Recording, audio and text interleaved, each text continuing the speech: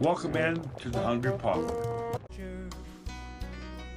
Okay, welcome to the Hungry Pauper. So today we're gonna make some stew and biscuits.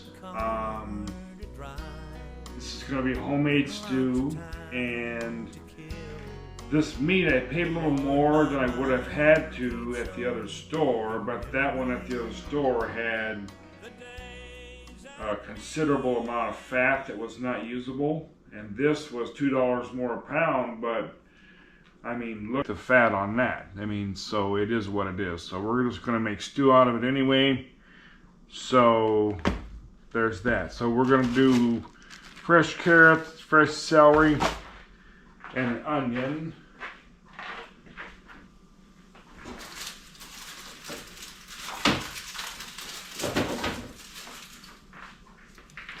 Here's an onion. I almost forgot. There it is. So carrots, celery, that's the trinity right there, and the meat. And we're going to put some beef broth in there. We'll mix that with some water. We'll see.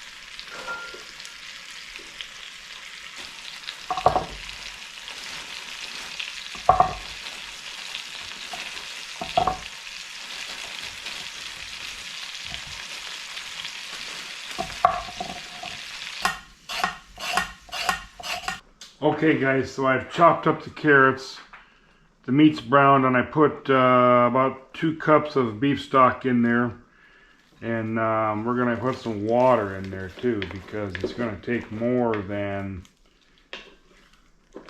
that beef stock right there. So let's put some water in there.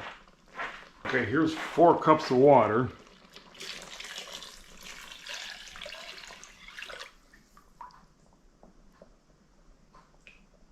That leaves a cup for right now. The first thing we're going to put in there is carrots, because they're the densest thing that takes the longest to cook. So we're going to put the carrots in first with the meat. And we're going to let them simmer for a little while.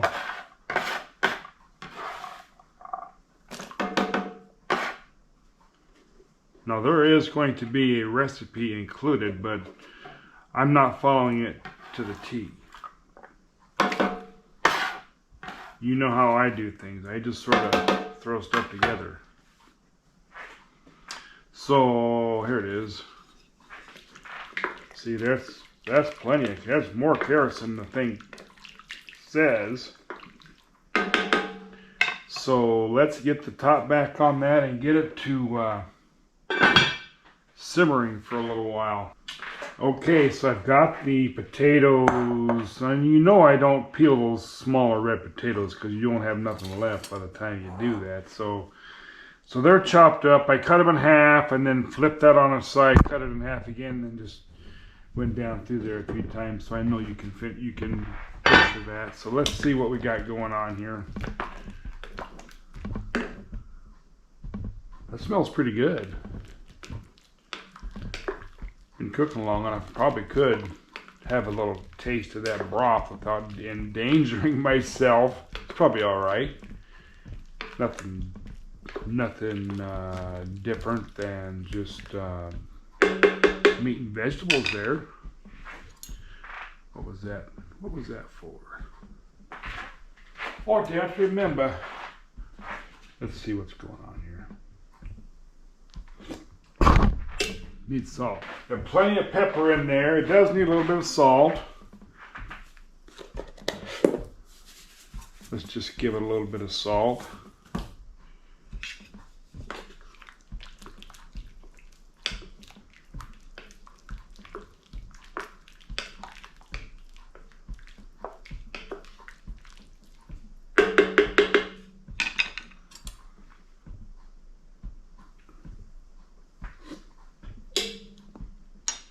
Plenty of pepper in there, my goodness. So let's try some of those veggies here. Let's see what they feel like in the old mouth, guys. We're getting there. Let's try a carrot. Oh, carrot's about the same place as the celery is, so we're good. By the time this cooks, those will be done. So let's go ahead and put them in there. Get in there. Well, that was 6 average little red potatoes. 2 of them were bigger than the others, but it's going to be just fine, guys. So, and there's still plenty of liquid in there, so let's put the top on it. We'll let it simmer a while. And I've got some biscuits to make, guys, so I will be back with you just as soon as it's the right thing to do. Okay, so we're gonna make biscuits to go with this stew. Now, a lot of times what my mother would do, she would open a can of Dinty Moore stew and a refrigerator roll of biscuits, like I made the donuts out of a while back, and the same thing. But she would put those biscuits on top of that stew and put it in the oven and bake it off that way. I'm not going to put the biscuits on top of the stew. I'm going to bake them separate, and then we will put the stew over the biscuits on the plate. So let me just go over the directions of the ingredients here real quick. So we have 4 cups of all-purpose flour. Now I should have cut this recipe in half, but we're going to have a big old batch of biscuits here. So we got 4 cups of all-purpose flour. We have a teaspoon of salt. We have a teaspoon of salt and a teaspoon of baking soda. We have a teaspoon of cream of tartar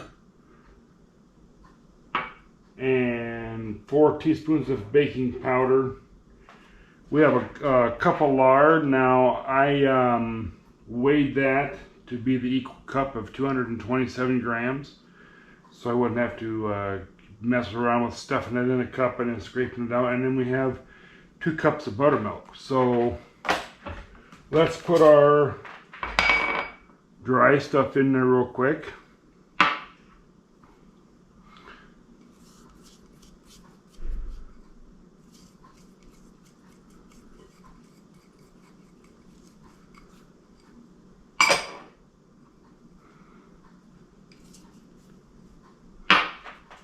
And we will get this flour and everything all whisked together here.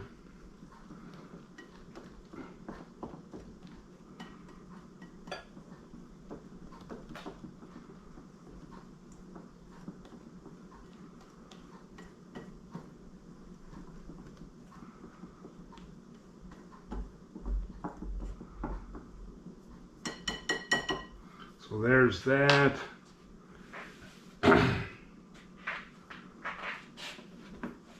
Now let's put our lard in here.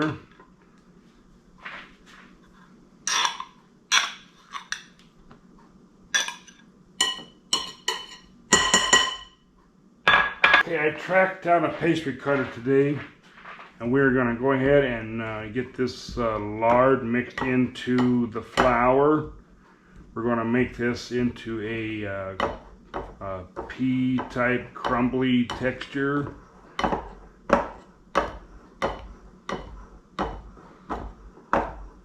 And I had to go find the pastry cutter at the farm store in their kitchen section. They have a very good kitchen section.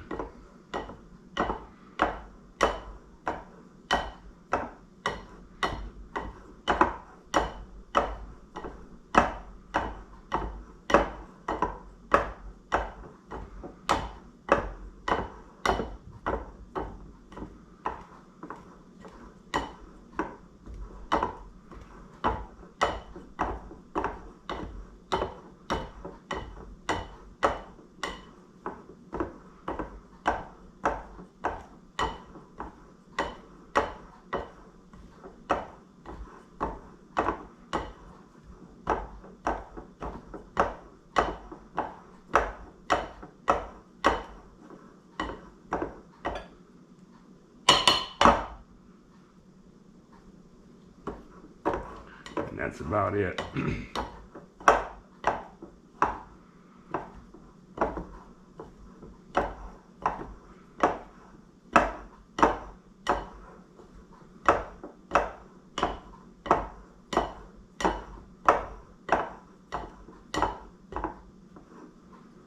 I would say that flour is about ready.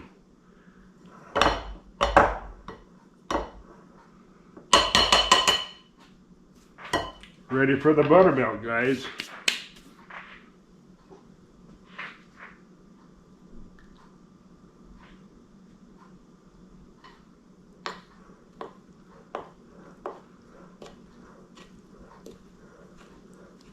See how it kind of soaks it up right away?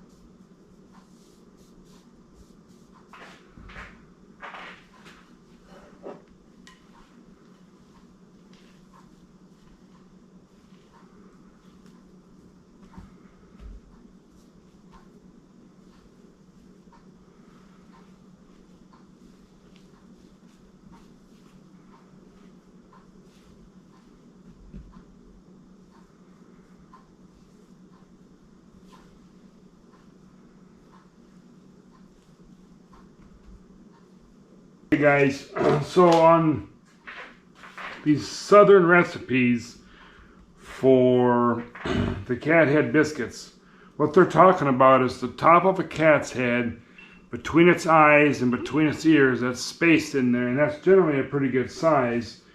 Now it's going to be at least that big, and that's probably too big right there. So we'll just cut some smaller, we'll just cut some biscuits here and go from there. Now I want to pat this out just a hair. There we go.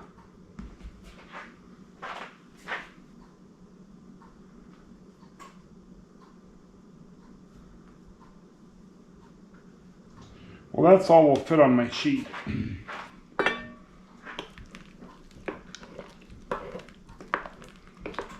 Oh yeah, stew. Look at that.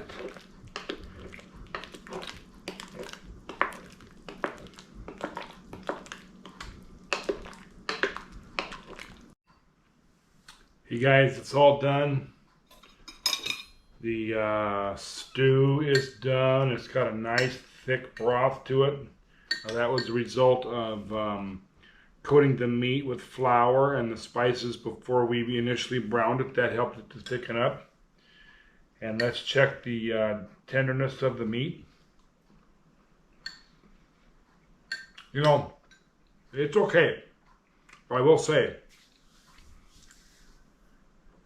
if you wanted to put your meat in the crock pot, coat it with flour and spices and put it in water and broth and just leave it in the crock pot, say overnight, and then make your stew out of that, that would be a good thing to do too. That would be really good. So here it is. So the biscuits came out nice. Came right apart. They're very flaky and nice. Let's give one of these a shot. I've never had a lard biscuit before. So this looks pretty good to me. Let's put that on there. Let me just give this a taste.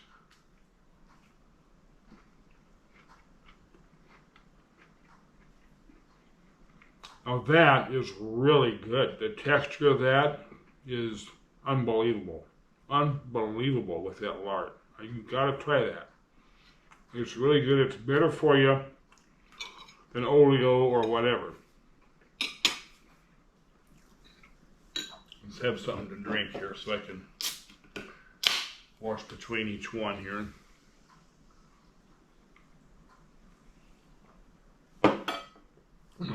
Excuse me.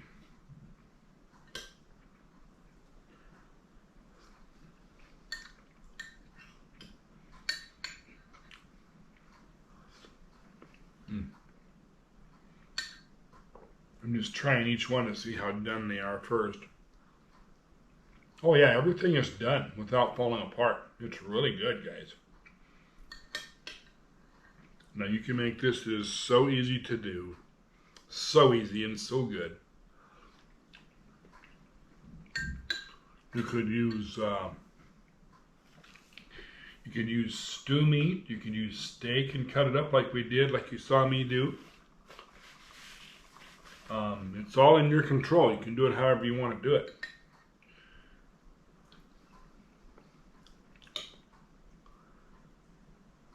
I think it's pretty good. I really do, guys. Hot.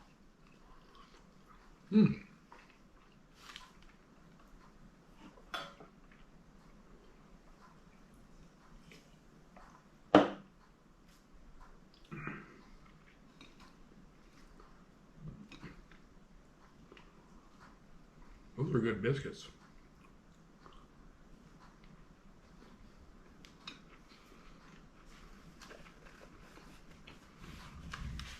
I have to say, I like the biscuits made with lard better than Oleo or margarine or Crisco or whatever. I like this better. The texture of it is, I can't really explain it, but the texture is different. Very good.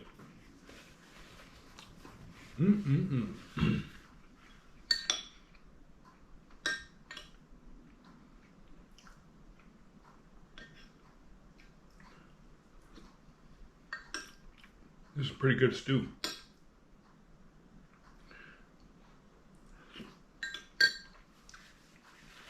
Now, like I was saying, when I was a kid,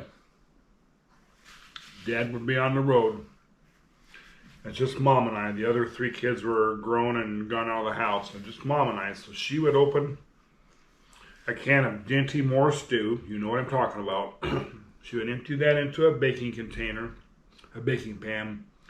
And then she'd open a can of those tube biscuits.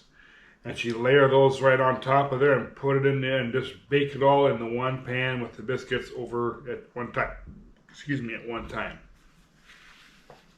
And that was very good. And I could have did that here too, but I want to use these biscuits for another video tomorrow morning. So I didn't want to have brown gravy all over them for that video. So that's why I didn't do that. So, but I just wanted to tell you about that because that is a very good thing to do. It's really good.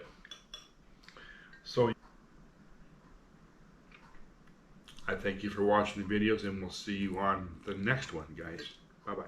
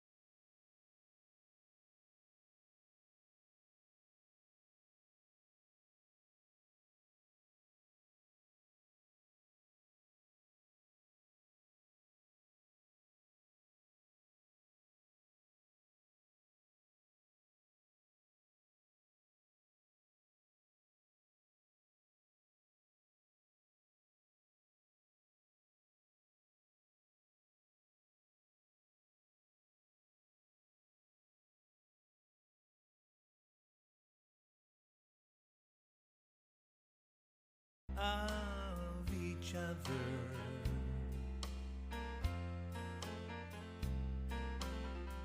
Let's get to the 10.